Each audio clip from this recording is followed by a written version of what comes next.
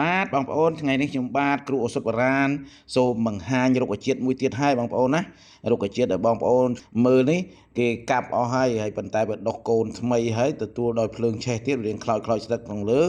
លោកគ្រូមិនបានប្រចាំងឲ្យទេព្រោះវាខ្លោចពិបាកមើលហើយបន្តិចទៀតមានកូនស្លឹកដុះបន្តិចទេបានខ្ញុំប្រចាំងឲ្យនេះបងប្អូនណាហើយនេះជារុក្ខជាតិថ្ងាន់បងប្អូនមានអត្ថប្រយោជន៍ច្រើនដែរប៉ុន្តែលោកគ្រូយកពី3ចំណុចមកចែកជូនជាធម្មទានពាក់ព័ន្ធនឹងឱសថបុរាណខ្មែរយើងហើយថ្ងាន់នេះបងប្អូនគេច្រើនពីដើមណាកាលម្ដាយខ្ញុំនៅឆ្នាំ1960ជាង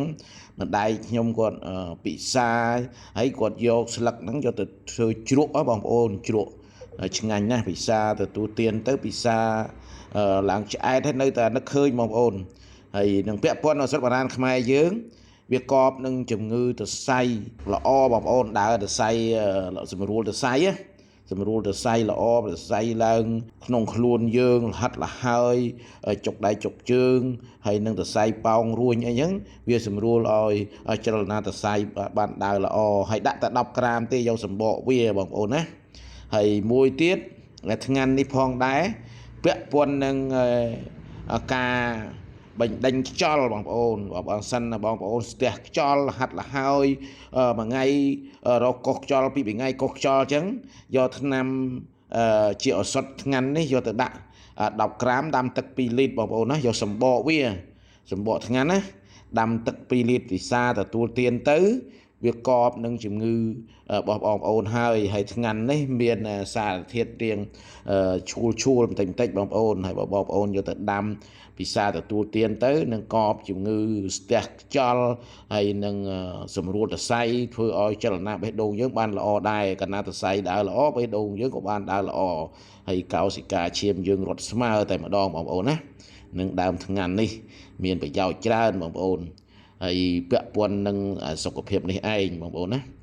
ហើយនៅស្រុកពីដើមគេយកថ្ងាន់ហ្នឹងបុកហើយគេហូបដេញទឹកវាទៅបងប្អូនអាហ្នឹងក៏មួយយ៉ាងដែរក៏សម្រួលសរសៃយើងបានល្អដែរហើយនឹងស្ការស្ទះខ្យល់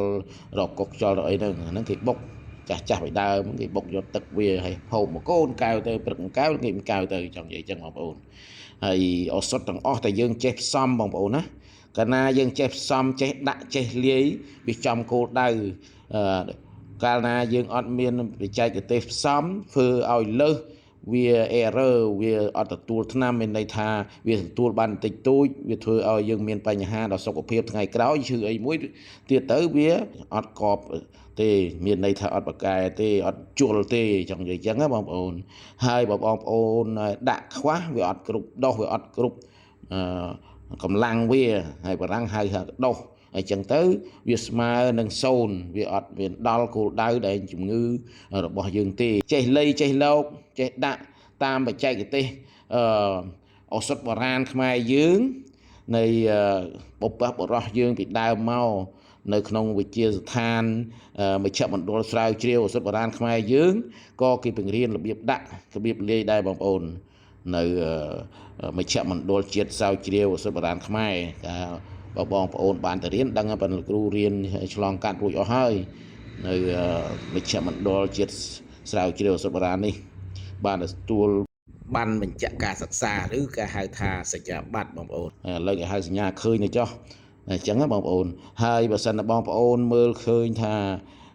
ស្ដាប់ហើយមើលឃើញថាមានប្រយោជន៍សម្រាប់សុខភាពបងប្អូនជួយចុច like ចុច share ចុច subscribe ឲ្យលោកគ្រូម្នាក់មួយផងបងប្អូនមើលថ្ងៃក្រោយទៅមើលបានមុនគេបងប្អូនណាហើយលោកគ្រូនឹងខំប្រឹងប្រែងដើររករុក្ខជាតិណាដែលពាក់ព័ន្ធនឹងឱសថបុរាណខ្មែរយើងយកមកបម្រើសុខភាពបងប្អូនដើម្បីឲ្យបងប្អូនបានអាយុវែងបានបុណ្យបានមគ្គផលទាំងអស់គ្នាបងប្អូនណាហើយនៅចុងក្រោយនេះសូមអរគុណសូមជម្រាបលាសូមជូនពរបងប្អូនសូមឲ្យបានសុខសប្បាយទាំងអស់គ្នាអរគុណ